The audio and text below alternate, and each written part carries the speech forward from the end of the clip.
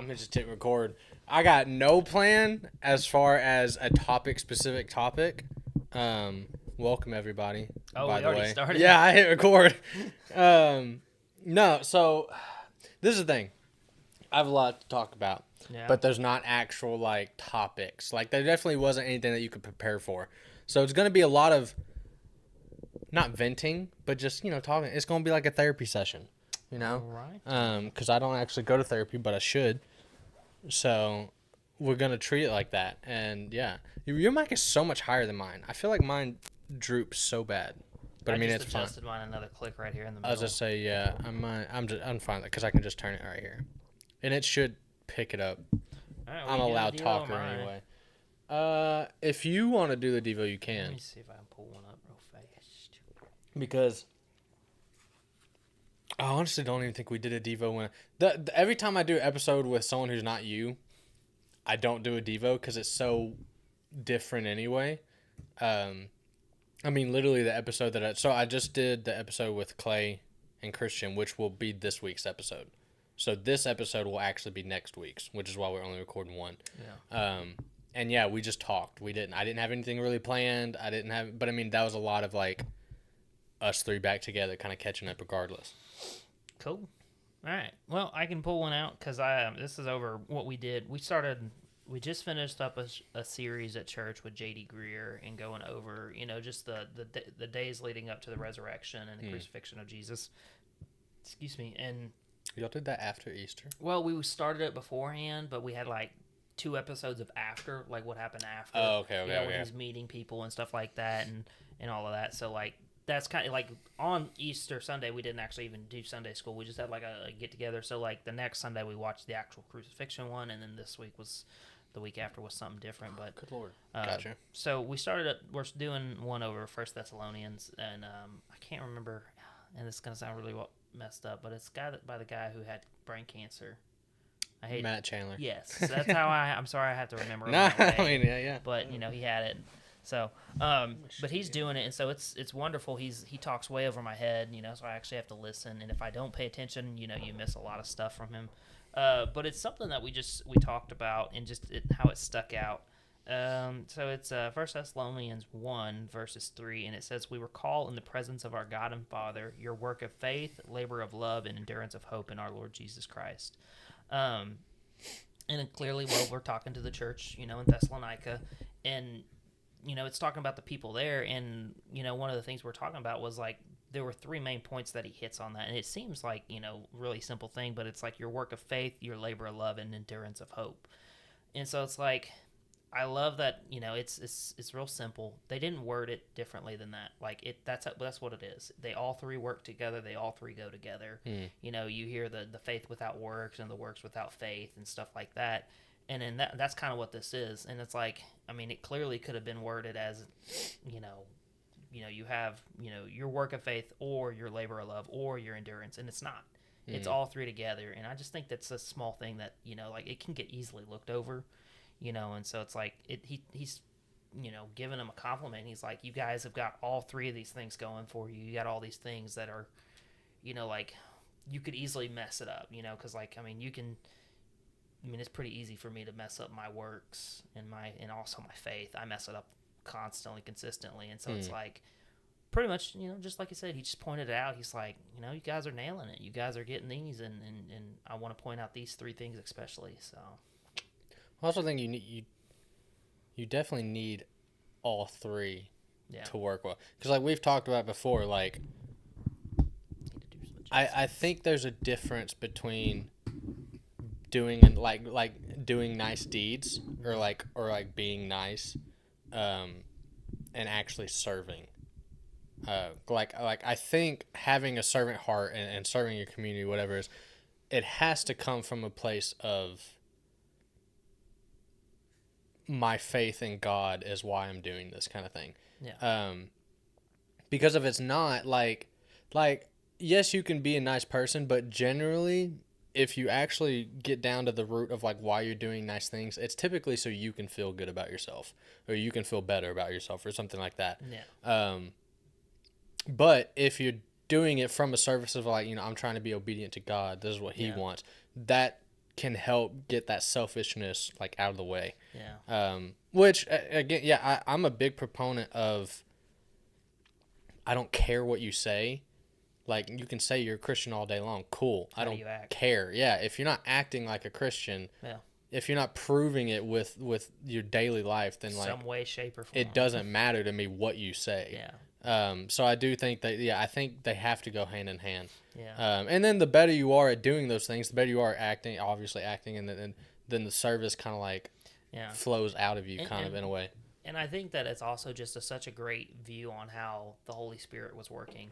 And one of the things he pointed out is that the Holy Spirit's like a sphere, and it's something he talked about and learned. He said he's like, I paid a lot of money to learn this stuff, and it was kind of funny because he's like, with God and His Spirit and how it works, and even just God Himself, you're not above Him, below Him, beside Him. You're in Him, and so it's like, thinking of it that way, kind of like, I'm not saying it gave me a whole new meaning to the Holy Spirit and how it works and all that stuff, and how like I'm a big sphere walking down the hall, so everybody should feel my presence. No, not that, but just like to think about it as like, if I viewed the Holy Spirit as a big sphere, well then I'm in Him, but He is also within me, and so it's like, it's like, and then if you look at it in their region and time, they were going through a crap ton of persecution. I mean, they were this, and then all around them is people who don't give a crap about what they're doing and actually hate that they're doing that stuff, and they're still like, no, we're not just like hiding, we're not just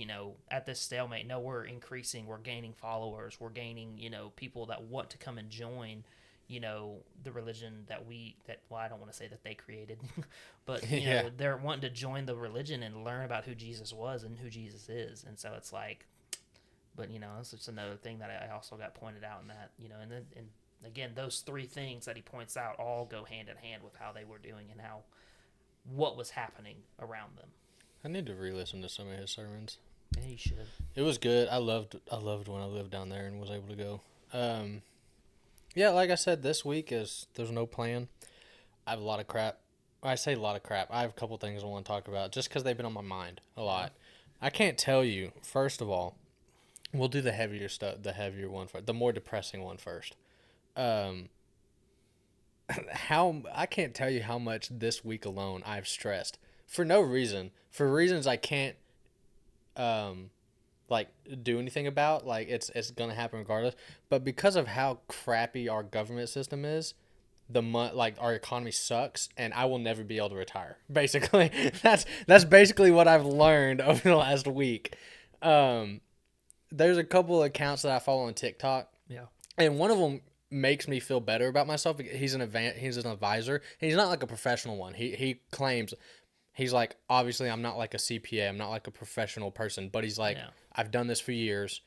I'm not giving you like legal advice. I'm just showing, we're going through your finances. We're trying to help you out, basically. And he's like made a career out of it. He started on TikTok and YouTube, and he's turned that into his job. He cracks me up because he's very blunt with people. He's like, you're being stupid. Like he tries to help a lot of like millennial, like younger people. Not even like Gen X or Z or whatever they are.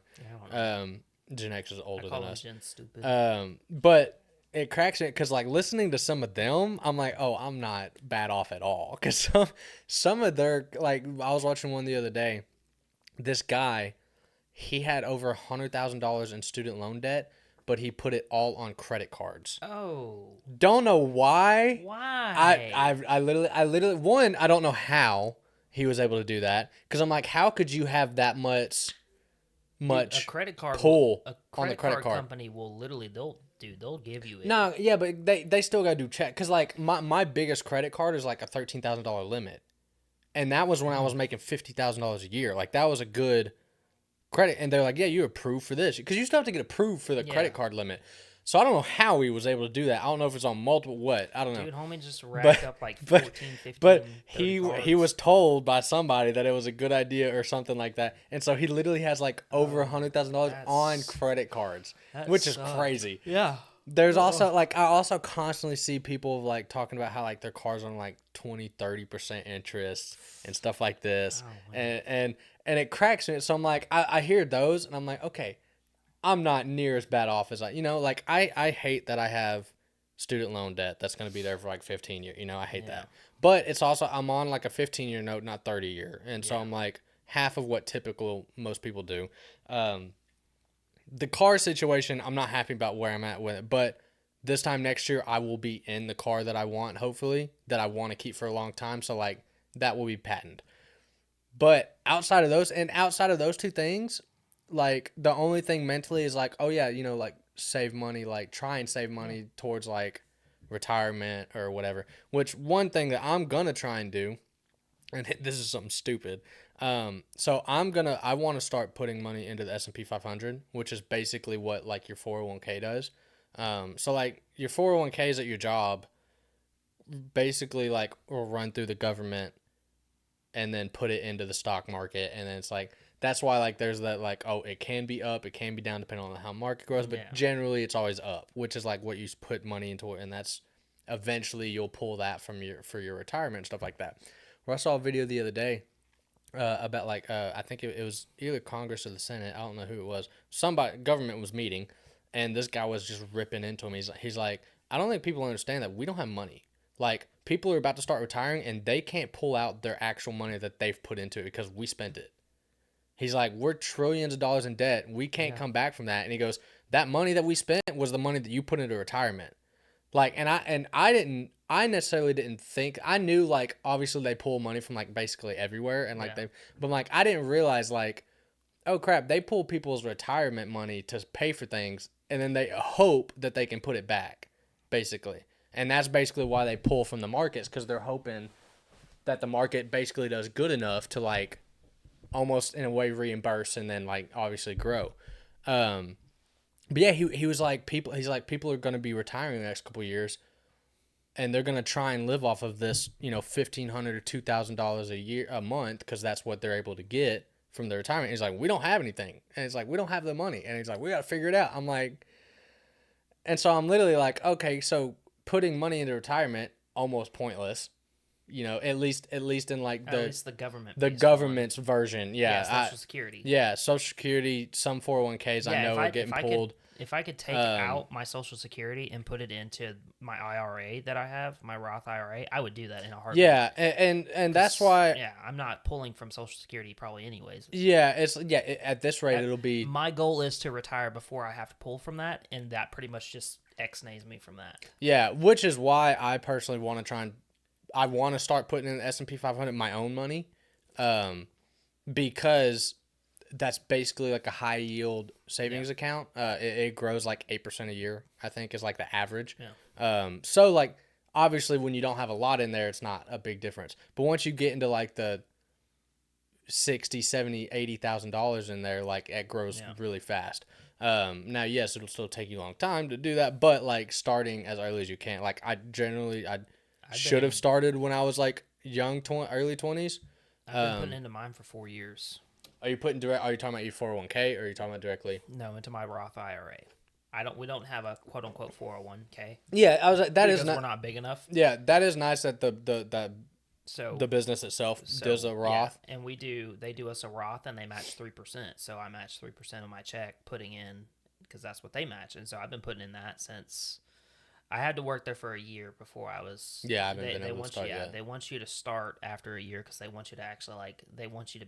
It's not that they don't think that we're not going to stick around or anything like that, but it costs them money to do it, and so you're pretty much talking about like a raise you never see, quote unquote. You know. Yeah, and see, for me, because I mean obviously I don't know if 4 or 5 years down the line I'm still going to be there. Yeah. I might eventually just be like, you know, because here's the thing. I can absolutely see myself just at 4 or 5 years down the line being like, hey, I'm making great money. You know, I'm living comfortably. I don't hate the work, because I don't hate the work at all. I enjoy working with my hands. I enjoy the building process. I'm loving being able to finally do my first like full transmission. Like, yeah, it's taking me a hot minute, but like just being able to like sit and tinker with it and like not feel rushed because it's a shop unit, so I don't have to feel like, oh, I got to get this out. You know, learning how to look up the system and like look up the parts and do my own parts list and all that stuff. Yeah. I really enjoy all that stuff. So I might come 4 or 5 years down the line, if I don't have anything like specific, like, oh, I want to do this, or I have this opportunity, like with a church or something like that, I might just be like, you know what, screw it. I'm making good money. I can do this. I can do this for another however long I want to try and work, and you know, build, and then that like a Roth IRA there through the company would make sense. And here's the thing: is whatever gets put into it, I can take it wherever I want to go. If I wanted to quit, and see, I need to go back to DBU, call them, and be like, hey, I know I put money into, because I can't remember if we did a Roth. I think we did a Roth. A lot of companies that aren't. I can't remember if we did Roth or if we just did a typical 401. Yeah, whenever it's a smaller, and like I know you say DBU, and DBU as a whole is huge. Yeah, but as a university, it's still kind of tight. Divide in subdivisions pretty much. I honestly think you could have chosen which to do, and I think I chose Roth. But I need to call them and be like, hey, where's that money so I can like. If I need to transfer it or what, because I know it's somewhere, I just don't. Yeah, and it's pretty much just doing nothing besides. I mean, if it's in a Roth, it's been doing this. Because I did that for, I mean, I was there for 3.5 years. Yeah, that was the same thing. You had to wait your first year. But yeah, I think it was like, so I at least have like almost 3 years worth of building in that, and that's really the only full-time job I've ever had. Because I didn't do any kind of crap for Sealmaster. Obviously, I was only there for like a year anyway. But yeah, so that will be nice if I do decide to spend. But it's like if I don't, it's like, well, then I'm just gonna pick up and restart at another place, you know? Because like that's the hard part is like the compounding interest when you constantly move it, like it disrupts it.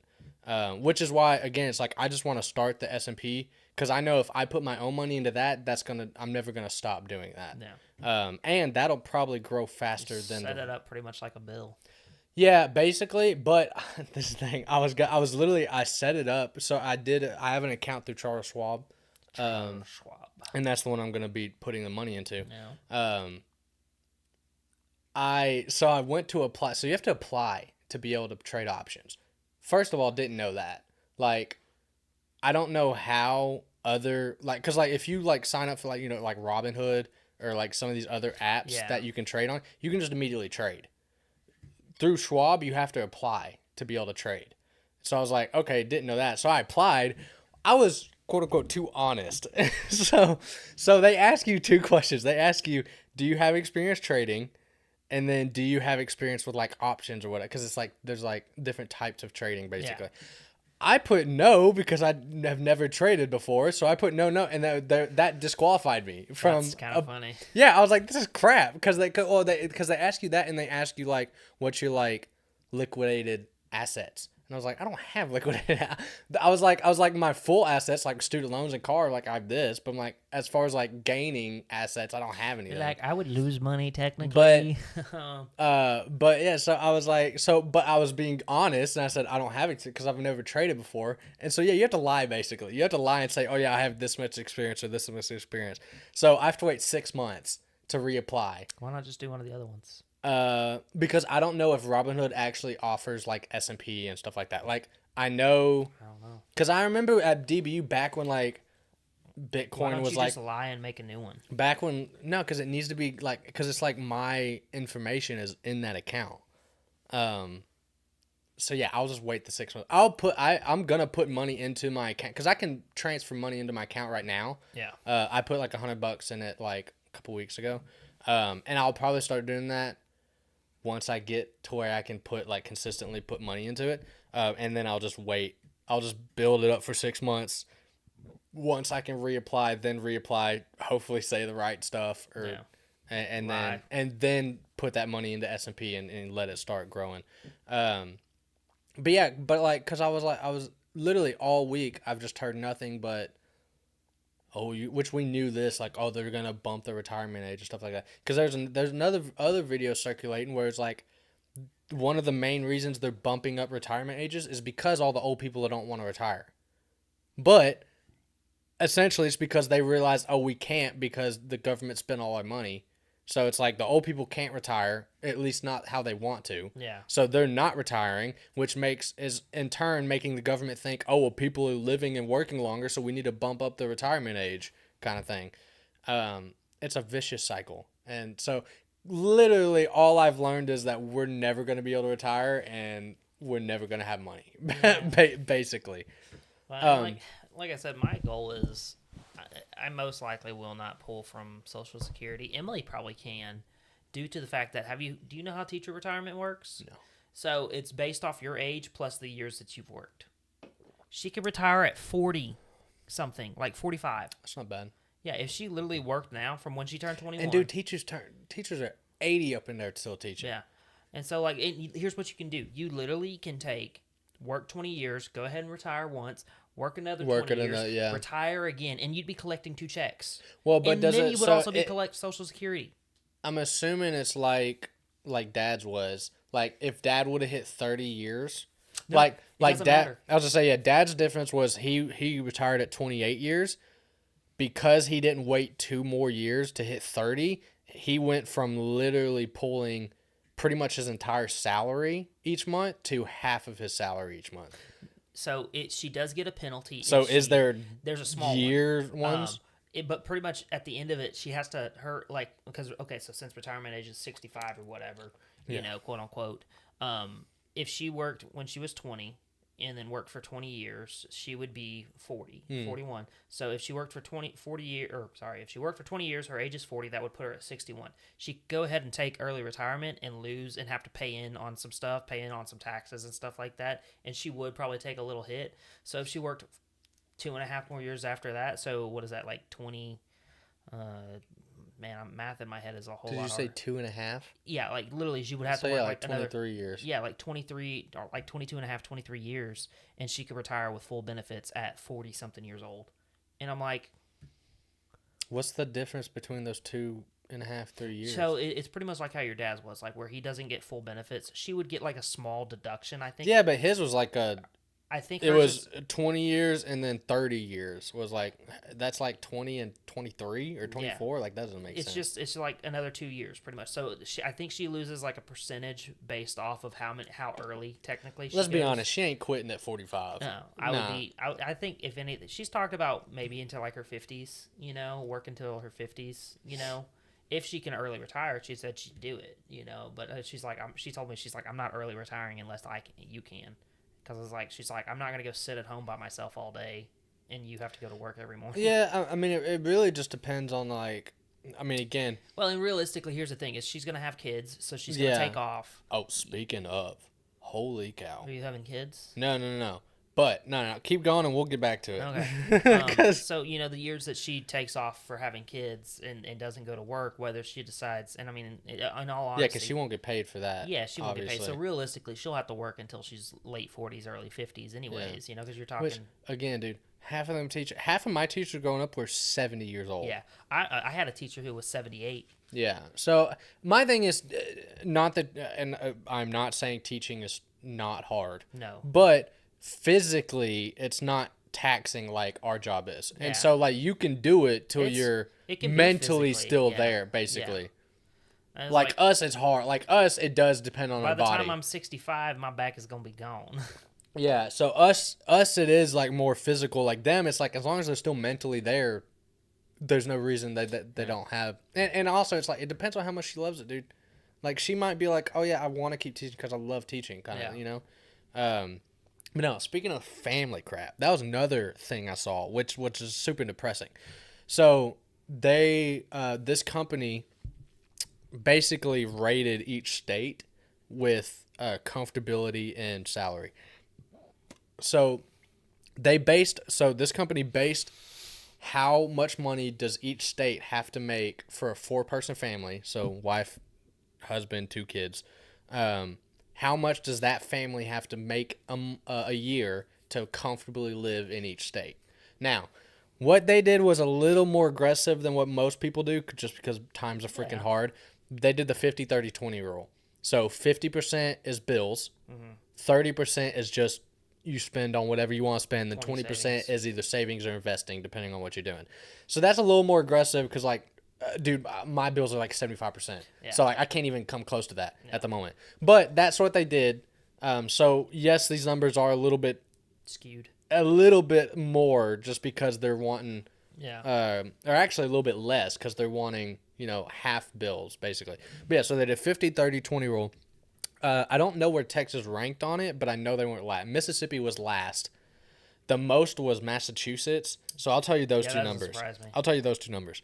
Massachusetts was like $400,000 a year for a family of 4 to comfortably live. Yeah, that doesn't surprise me. And that's the 50-30-20 rule. I mean, So that's 50% bills. So $200,000 a year is bills in Massachusetts. well, I mean, you got to think like their houses, which granted you spit and you could hit somebody. Yeah, you know? yeah. Like they literally have no space. Like so, like a house like this isn't even feasible there. Yeah. And so, like, you pretty much, like, I'm thinking, like, go to an apartment complex, right? And then cram them even closer together. And they're like a 2-bedroom, 1-bathroom, 3-story house, because they're odd. They'll be like living room, kitchen, bedroom, and they're like $3.5 million. Yeah. So And I'm like, why? Oh, yeah, it doesn't make sense. why? So that was the most expensive. So least expensive state was Mississippi. So Texas is at least above that. I know that. Which is why it shocked Well, me. it's because you have Dallas and Austin. Which is why and it shocked me even more, because this is the least expensive state. $180,000 a year to comfortably live for a family of 4. That's nuts. Now, again, they're going off of 50-30-20, so they're doing 20% investing, 30% leisure, just buying whatever you want, and then only 50% is bills. So you're looking at $90,000 a year in just bills alone, which you think a nice house, you got 2 kids with you, so that's more than I make. I'll tell you that. A whole lot more. So that was what shocked me, because Texas is more than that, obviously, because they weren't the last state. So I'm thinking Texas is at least around 200,000. Well, I don't know about that. I'd say we're like 140s. Mississippi was 180. Was it 180? Yeah. 140 bills. 140 in bills. Oh, Sorry. no. So 280. No, yeah. So total, it was 180,000. Yeah. Total salary a year. So I'm thinking Texas is at least 200,000 a year. Oh yeah. And probably a little more than that. And I think again, a lot of that's probably raised based off of Houston and Austin and Yeah, Dallas, the big city. Yeah, because like us in living. East, because I'm literally thinking, I'm like, alone. I'm like, me by myself. Give me 50,000 and I'm good. Yeah. I'm comfortable at 50,000. Obviously, don't make that, but it's like I'm comfortable here in East Texas at that price. $180,000. I'm like, at least it's gonna over here again. It's at least 200,000 probably to be comfortable. It's like, yeah, you're adding in a spouse and you're adding in 2 kids, but it's like that's ridiculous. Yeah. And yeah, the big cities do fluctuate that, because I know Austin is expensive as crap. Houston can be expensive as crap. And Dallas can be expensive, depending on where you're at. So I do know those are different. But still, it was like... Yeah, that's nuts. I was really thinking, I'm like, I won't be anywhere close to that until I'm like at least 50. Like I don't see myself anywhere close to that. Now it's like, obviously you're adding in the income of your spouse too if they're working. Yeah. But it's like, what if they're not working? It's like, you better be working. It's like I won't be able to afford to live if I'm not working and she's not working. And again, like you're talking, like us over here in East Texas, you could live comfortably around here for, I say comfortable. Are you talking married or single? Single. As a single person, if you were making $40,000 a year over here, you would have an okay apartment and an okay used vehicle and still have a little bit of spending money. Like my biggest hiccup is my car. Yeah. But again, it's like I bought it when I was making 50,000 a year, I was making good money. But this is my thing. My plan for getting the Bronco isn't to go much cheaper. Like I'm going to try and stick to the same price I'm paying now. Yeah. I just know that when I get the Bronco, I'm going to want to keep it. So once I'm done paying it, I'm done paying it. There's no point in me paying it out because I would just trade it in to get another one. Yeah. So it's like, that's why I'm trying to get rid of it as fast as I can, get into what I want to keep. That way it's like, okay, then it's like pay it off, keep it for a while, not have a car payment. Yeah. See, that's me. Like, I just found out the company because me and Emily would really love to build our own house, and like, because I can do a lot of work. I can't do like major contract and major like structural stuff. You can't do the legal. Yeah, the stuff that you need legal permits. Yeah, legally. You need to have a license for. Like, I can't do that, and I don't want to, because I feel like that's just like more work than I really wouldn't have any time to do anything. No, I literally would have to work 24/7, and that just sounds awful. So like, the company that we found is a barn dominium company, and like, because that's what we want. We want a big open house. We want to have the place that people come for Christmas. We want to have the place that like we can throw, parties. We can have the yard. We can have inside. We can even have a shop. That's what we want. That we want to be those people. And so like I just recently found out that they will allow me to be able to just pay for like concrete slab, the building, and then paying them of course to put it up, and then doing like running like the major things like electrical, the framing. That's basically what and Dad the plumbing. did. Yeah, pretty much exactly. Yeah, minus a few things. Yeah, and my thing is like I would do electrical in a shop personally. Like I would figure that out because I have an uncle who's an electrician, and my dad knows. Oh yeah, Dad did all his own, but he's got to do the whole main line thing. Yeah, he's still doing that. And so like but like for a house, I personally wouldn't, because I don't have the knowledge to do it. I could probably figure it out and learn, but I don't want to because I don't want to do it again. Yeah, like I want to build one house and be done. Because like me and Emily, we looked at it like this, like if we retire, we might decide to move states, and move up to like Arkansas or something, maybe, because it's beautiful up there. I'll give them that. It's awesome up there. The weather's beautiful. You can get snow. You can get a nice summer and spring. Like their summers can get a little bad, but like their highest last year was like barely breaking 100, and I'm like, shoot, we're like 114s, 115 down here, and that's for like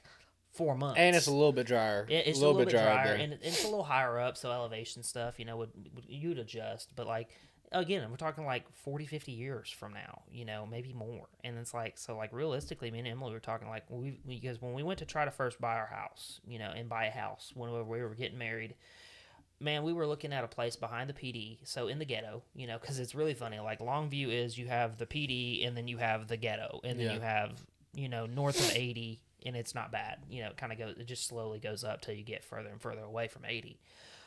So we were looking at buying a place in the ghetto. Nothing against people who live in the ghetto, but like it was not a great house. We were still going to pay like 140s for it, 140,000, I think was it. So and interest rates were at like 8%. So we're almost looking at paying $1,200 a month for a house because we were going to do zero down because we had no money. We were just getting married. I was the only one working, and I mean she's just now getting a job and everything. Because she was finishing up school and everything. So it's like, we literally, like, I wouldn't be in the truck I'm in.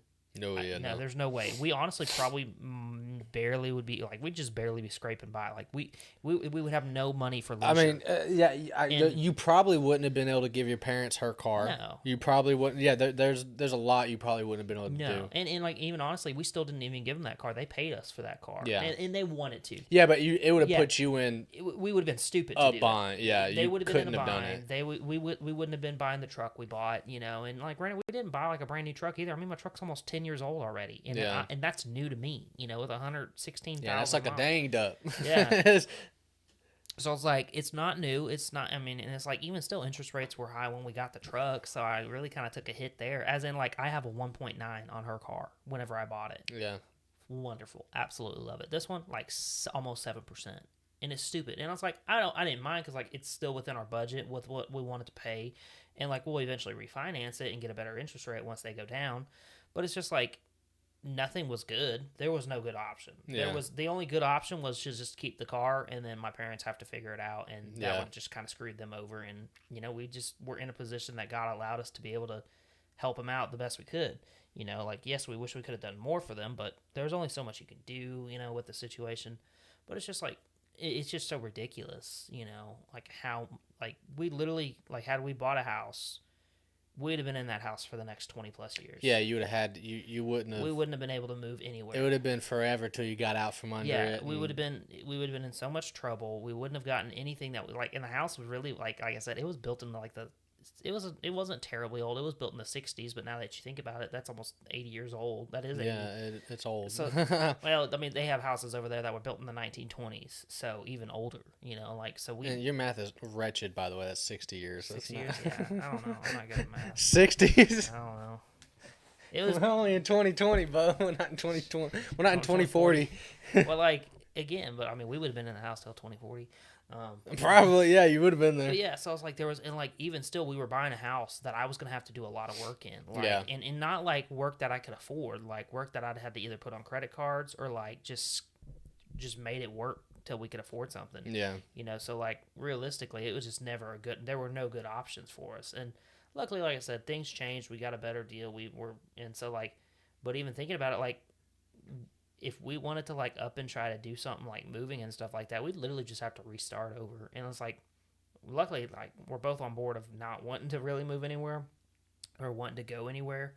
Like we're like we would much rather have a place, pay it off in our 40s, 50s, and then not have a house payment for the next however long, if ever. You know, like so it's like there's, and that's only because it's again like most people don't want to stay in the same place anymore. Like most people are like, I can't wait to move out of my parents' house and move out to a different city or this or that. Oh yeah, I mean that was the lure for me. Again, if you asked me 2 years ago, I would have said I'm never coming back to East Texas. Yeah. I said no, heck no. I love the city. I was like, I'm gonna stay here forever, or move And that to a still bigger doesn't mean that city. you don't love the city. You No, just yeah, hated what situation you were in. yeah, I love the city. I do eventually want to be back in the city. I would love to be back in the city.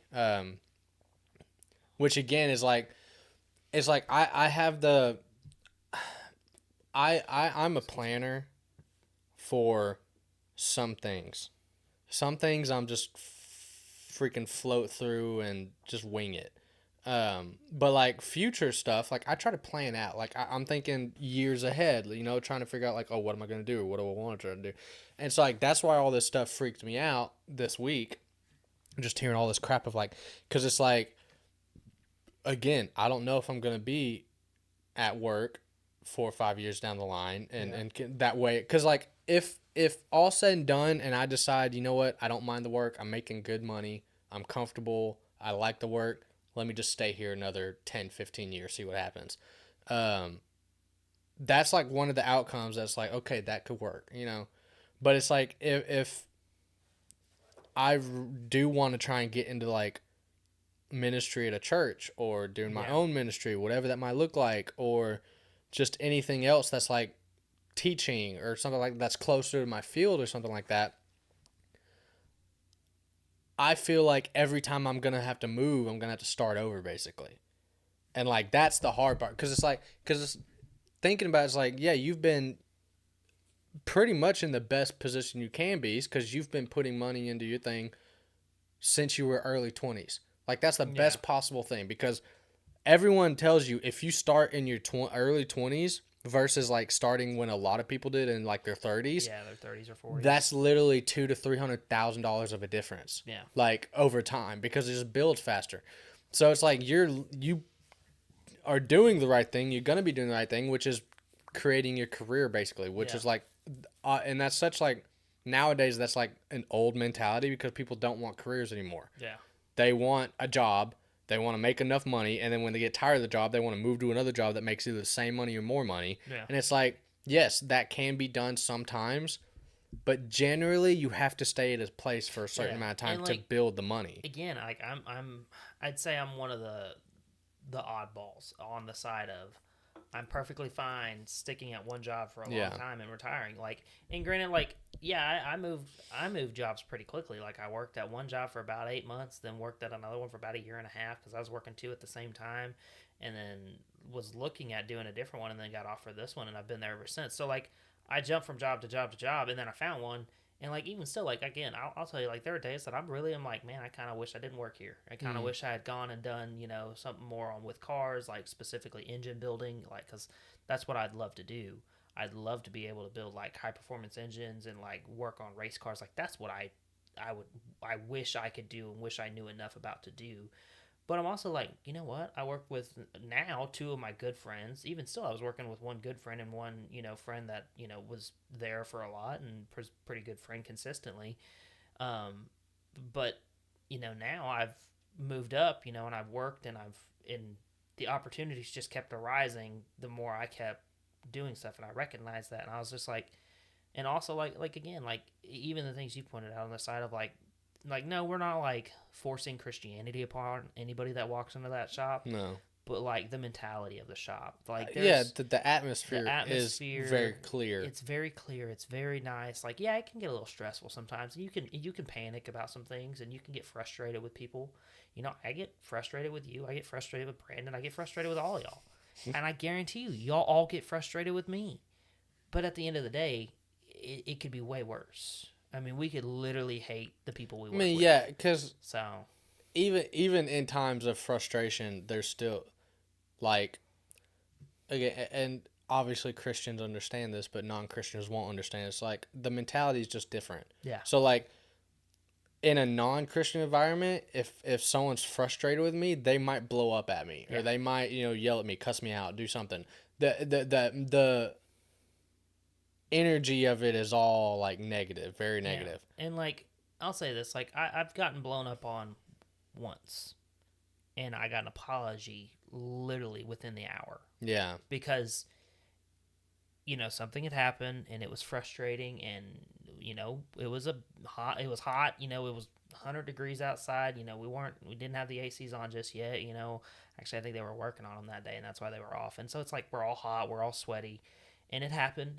And then literally in a few minutes, everything worked out. It fixed itself, or I think I had fixed whatever was going on with it.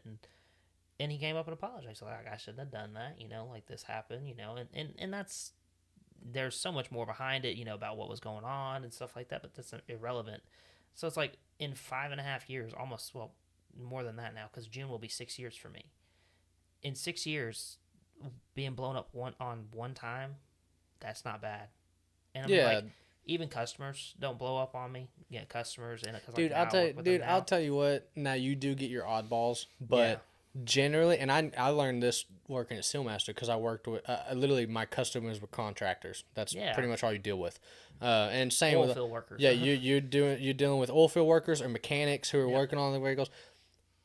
Blue collar, like, contract guys are generally the nicest people you'll ever meet. They're always friendly. They're always now obviously sometimes they might be having a rough day, whatever. Yeah. And like I had a few customers back in at Sealmaster that was like, oh, they're just crabby all the time. And they're old, they're cranky, they've been doing it for years, like that's just how they are. But generally, like, nicest people you ever meet. Like I loved some of I actually think I still have the number of one of the guys that I used to, because he would talk to me all the time. And when he found out that I was leaving, he actually left. He got let go of the company that he was working with because they downsized. And he gave me his number. He's like, I want to keep in touch. And all that. Lovely guy. I loved him.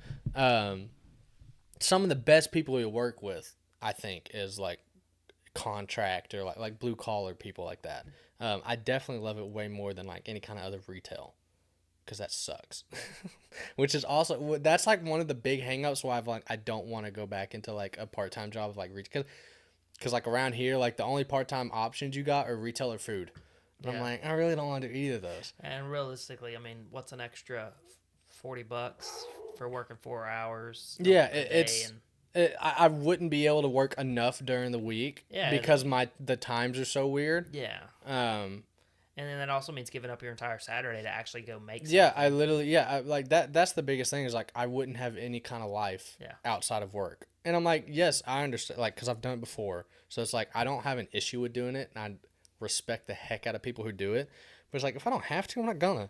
Yeah. I'm sorry. Like, I just don't want to. I don't want to waste away. I say my 20s. I'm almost out of my 20s. And I'm like, I don't want to continue that. Like, I want to actually enjoy life outside of work. But yeah, dude, the whole money crap, and the stupid thing is like there's nothing I can do about it. Yeah. There's literally nothing I can do about it unless I want to. What you do, you run for mayor. Like outside then go for governor. But it's like become president. I can't. Yeah, it's like I can't do anything about like if they're screwing up our retirement. I can't do anything which is why I'm like, okay, let me at least try and take some of it into my own hands and do my own investment portfolio and crap. But like at the end of the day, you know what? If I work till I'm dead, I work till I'm dead. Whatever. Don't care. That's the thing is like. And I understand where my dad was coming from, was like, because my dad's always been like that. My dad was like, I'm gonna retire and I'm just gonna keep working. I'm just gonna go like work a part-time job or do something like that. No, if I can retire, I'm not working. I can understand that though, because I spent 4.5, almost 5 months not doing anything because I couldn't find a job when I first moved back here. That was the longest 4 or 5 months of my entire life.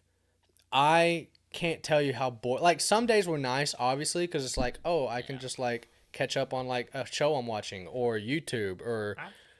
I pretty much, if I don't have a shop or something to do, then yeah, I'll work part-time somewhere, maybe even still. I think I'll have to work part-time If- somewhere just to like, because I know me, I ain't going to get out. I ain't going to go Yeah. out if I don't have like something to go Again, for me, like, I'm gonna have to have something to do because Yeah. I don't like. Yeah, there are days that I'm gonna be like, I'm gonna wake up and I'm gonna make it to the couch and then I'm gonna make it to bed. That's Yeah. it. That's all I'm doing. And those are again, great when you have yeah. them like one, every now and then. But yeah, no, like I've looked at it like if I don't, one, I'll get fat, and then of course Yeah. my health will go downhill if that's the case. But then like I'm just like I don't like I've worked with my hands since I was a kid, so now I'm an adult, or I say an adult. I'm an adult, I guess. I pay my own bills. I live with my wife.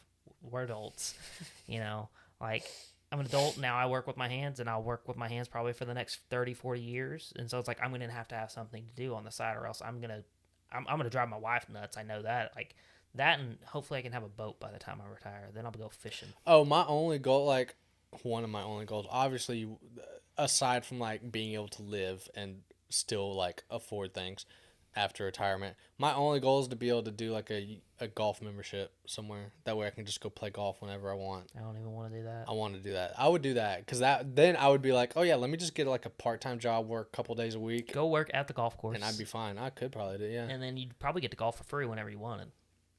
That would be the loophole right there. There you go. And it saves you money, and you making money. Boom. But yeah, loophole. money is stressing me out. But I literally can't do anything about it. So it's like I just gotta. I just quit worrying about it. But it's so because I can't do that. Like I worry about the crap so much all the time. Like I just don't. I just gotta sit back and relax. I have waited for this day for Emily to get a job and like. Yeah, you're about to hit a nice little cushion. Yeah. Oh God, that. Hopefully I didn't ping bad. Oh well. I just smacked my like coming up. She'll get a job and everything, and. Yeah, you're about to hit a nice little cushion. Yeah. Be smart with it. Well, luckily she will graduate with a whole lot less debt than most people do. Granted, because of she stayed on the dean's list the entire time she was there, so that got her extra money. Yeah, I wasn't smart enough for the dean's I'm sorry, list. not dean's. Is dean or president higher? I don't know. Well, there's two. There's both lists. She's on both. Like she's in the top like 10%. Yeah, there's both or lists. Something like that. I wasn't smart enough to be on any of those. Oh, dude, she'd make like a 98 and she would cry. I was gonna say, I take that back. I could have been. I just was so lazy. Yeah. I was not doing it. Not me. My undergrad, I was doing the bare minimum to keep my scholarships. I remember multiple semesters doing undergrad because your minimum was a 2.5 GPA. That's not very hard. No, it's not. It's not at all. I remember multiple semesters. I was like 2.7, like 2.8, like. But my graduate, I was a 3.2 my whole graduate. So like I tried a little harder during grad school, but I still could have done better. I just didn't care enough. Because literally, I remember Clay. This kind of ties into what the next discussion is kind of. Oh, but like, because another? Clay and Christian would always talk about like, you never do homework. I'm like, yeah, I don't have to. Like I do it on the weekends in like 5 minutes. How long have we been going? Already at 45 minutes. It's not gonna be long. We can round out an hour. Because I wanted to. This is one of the ones I wanted. We talked a lot more about money than I thought we would. Yeah, it's because money's garbage. This is the one I actually want to talk about. So I went to DBU this past weekend. Why'd you go to DBU? So Gavin, the one who's getting married, he asked if all of us could come down, or most of us could come. Pretty much everybody, but like a couple people could actually meet and come down. And we knew it was gonna be about like wedding stuff. Like they got like less than 200 days or some crap like that till their wedding. Count down. And he's like, so he was talking, so we knew it was gonna be like groom stuff basically. And he looked at me and Clay, because we were all in there. So me and Clay at least stayed in our old apartment on campus with them because we couldn't crash at Christian's because his mom wouldn't let us. and so I wouldn't let y'all either, to be honest. So we stayed. Well, she had just got back from like out of the country, and so she's like, I don't want visitors. So we crashed with Gavin and his 6 roommates we crashed on their couch in our old apartment. But so we were all talking, and Gavin literally looked at me and Clay was like, I can only have one of y'all in the wedding because of the party size. And he's like, who wants it? We were like, we don't give a crap. So we flipped a coin. So Clay won the coin flip. So he's in the wedding. But I was honestly, afterwards, I was like, I'm kind of glad I'm not in it. Because we still all get to go to the bachelor party. There you go. So I was like, that was the main thing. I was like, are we still all going to the bachelor party? He's like, yeah. He's like, more people that are in the party are going to the bachelor party. Because like Christian will go. He's not in the wedding party. Another guy. So like, he's like, there'll be more at the bachelor party. I was like, I don't care then. I was like, as long as I get to go, like, I'm perfectly fine with not being in the wedding because I don't have to go rent a suit. I don't have to like stay the whole weekend for all the pre-rehearsal dinners and all that stuff. Yep. It's like I can just go Sunday, drive up, go to the wedding, and then come back. I'm like, I'm good. I'm fine with that. But yeah, so Clay will be in the wedding. So that was why we initially came down. But like me and Clay hadn't seen each other since their engagement back in like December. Yeah. I'd seen Christian since then, but like that was the main thing, and I hadn't seen Gavin since then actually. So it was just like a big catch up, get together again. But I had this moment while we were at DBU. Good Lord, I'm burping. It was kind of like, you know how when you go, have you ever gone back to Longview after you graduated high school? Screw that place. Have you ever? Then you might not understand. So like, when you go back to a place that you've gone, like if you go back to Longview, you'll have half of you will be like, it'll be good memories, like the remembrance. I don't know. Did you like high school? You might not have liked high school enough to have good memories. There's a lot of horrible stuff I did in high school. But like, so most of it, yeah. They might outshine the light, the good. Because like, I didn't hate high school. Like, I enjoyed my friends there. I enjoyed stuff like that. And so like, when I've gone back to like Union Grove, like you know after, there it's like half of it's like, oh, I remember that. You know, you get flooded with like the memories and stuff like that. Yeah, that's the word. But then the other half of you is like, oh God, thank God I'm not like at this part of my life anymore. Like this is so weird. I had that at DBU, and I hadn't really had that before. Yeah. But I also hadn't stayed very long at DBU. Like the most I'd ever gone to DBU after I graduated was to like go eat lunch with Gavin or something like that. But so like we get there, we obviously seen like a bunch of our old roommates, stuff like that, and there's that nostalgia that was like in, and we were talking, catching up with people. But me and Clay stayed 2 nights. So that next day we went back to the apartment to film the podcast, and we got done, and we were just kind of chilling out. And that was when it started. I was like, after the allure of the nostalgia and like catching up with everybody hit, I was like, this is weird. I'm like, I'm so glad I'm not like here anymore. Yeah. In this space, because like I loved my time at DBU. I really, really did. It was some very beneficial years, especially for my faith. Like early the first couple of years. So I loved my time at DBU. Loved the friends that I made there. But like I remember when I first moved back here, I was like, dang, I wish I was back at like DBU or like even in Arlington, like living with Clay and Christian. And I finally had that moment of like, yeah, I don't want to be back here.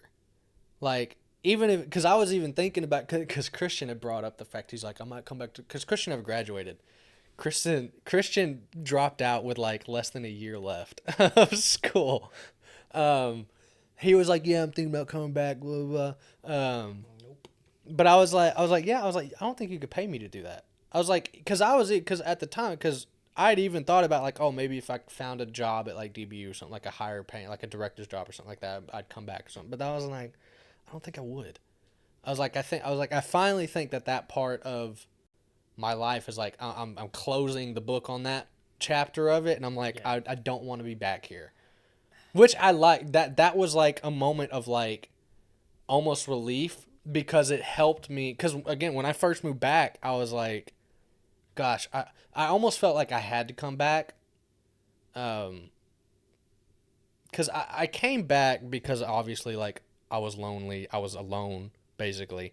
Living my own, working my own. So like the depression was like starting to kick in. That was like the main drive to come back. Yeah. But obviously coming back, I got back in with the friend group. Like that immediately cleared up because of, you know, the friend groups I got back in with, just being around family, and then now working with 2 of my best friends and stuff like that. Like I've now come out of that. Yeah. But I still have that. I still for a while had that mentality of like, am I just wasting time here? Because like I know I would love to go back to a city at some point. Like, am I just wasting my time, and then a couple years down the road, I'm gonna go back to Dallas or something like that? Um, but yeah, but that weekend, just having that moment was like, okay, like I feel a lot more comfortable now being here, and I feel like I could now comfortably be here for like a while. Yeah. Like a while, not just like, oh, a couple years and then I'll move Yeah. back or do something. And like for me, like I never had that want to move off.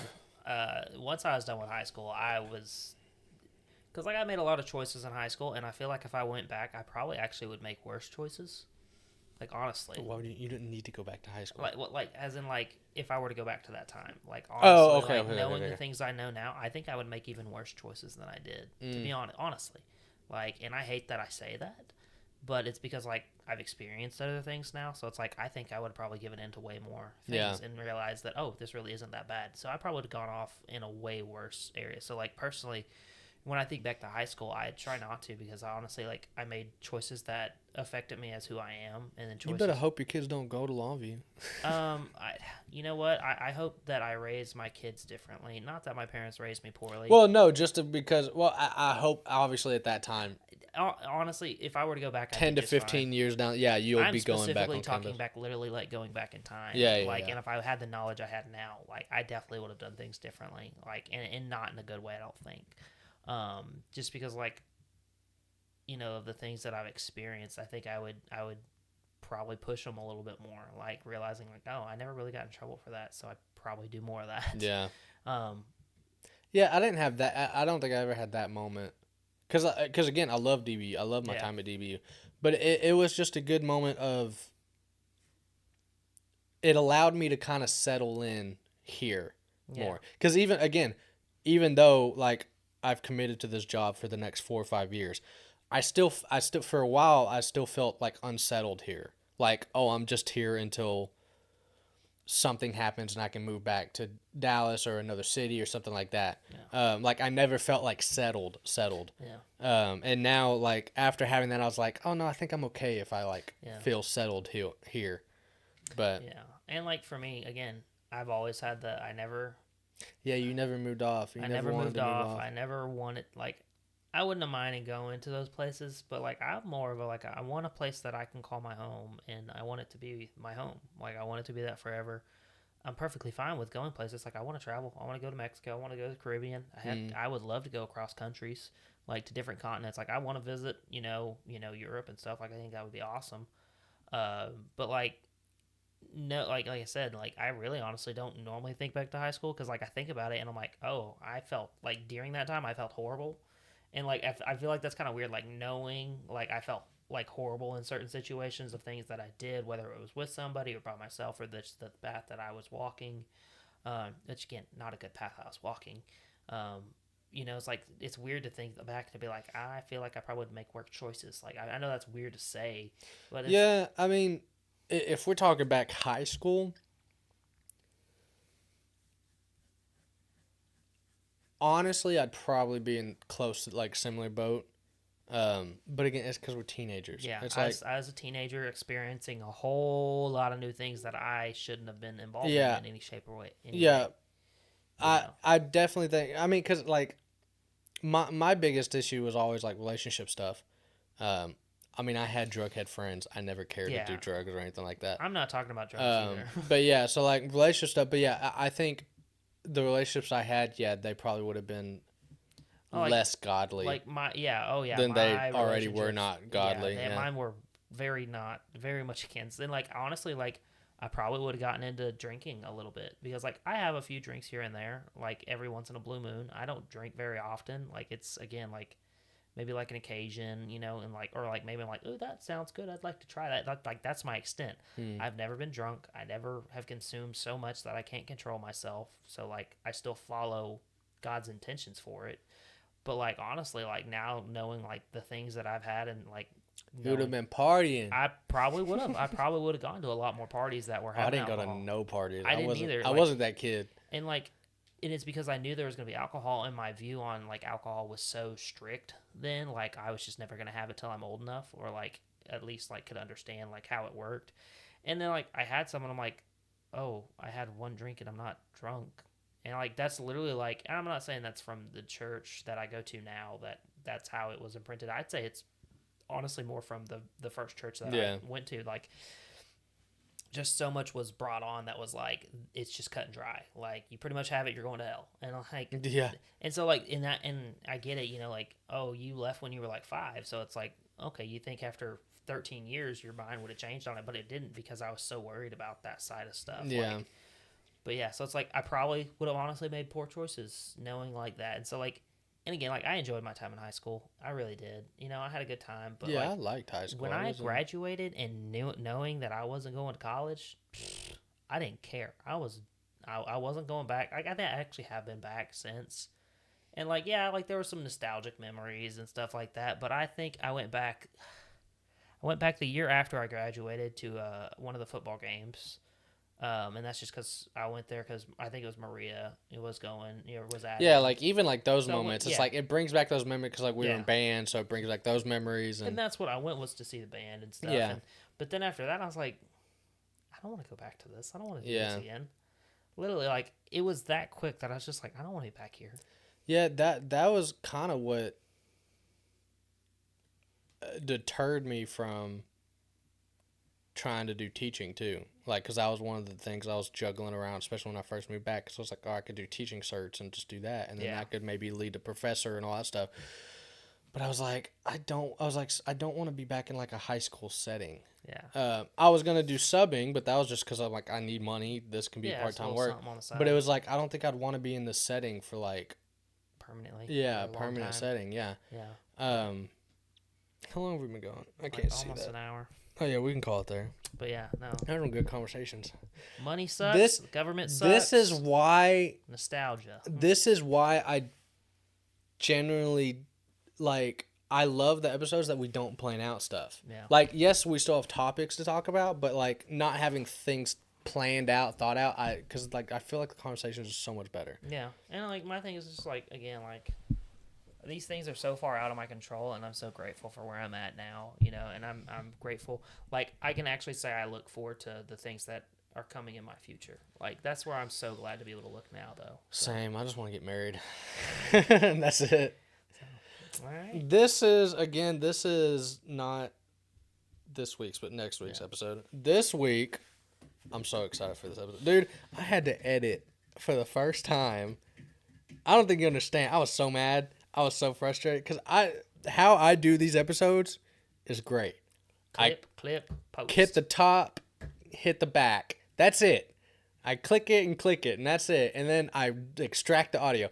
I had to go in and censor Christian like 5 times on there because he was saying inappropriate stuff, or I don't mind him cussing because like I don't care about it, but he was like cussing, talking about people, and like that type of cussing, I was like, that's aggressive, so I cut that out. But if he just says like the F word like in conversation, I don't care. But like when he was talking about, he was like specifically talking about people and like cussing, and I was like, yeah, that's aggressive. So I had to believe like 4 or 5 different times. I was like, good. So I literally had to watch the whole episode just to find the spots, and it made me mad too because I didn't think to like look at the timestamp to see where. Because when we were doing the episode, I was like, I have to cut that out. I should have looked at the timestamp to be like, to help. He didn't start like where I had to start bleeding until like 50 minutes in. So I was like, I was like, I remember him saying this stuff. I was like, where did he say it? And it was like 50 minutes in that he finally started out. But yeah, I'm excited for that episode because you really see Christian, like who Christian, and he's on film now. So like, you can put faces to the names of Clay and Christian. Clay, but it's a really, really good example of like what we were when we lived together, basically. Yeah. So I'm super excited about that. That'll be this week's episode. All right. Which will probably be like, if I forget, Friday or Saturday. Dude, I'm pretty sure I uploaded last week's episode like Saturday again because I forget. Well, we'll call it there. See ya. Thanks.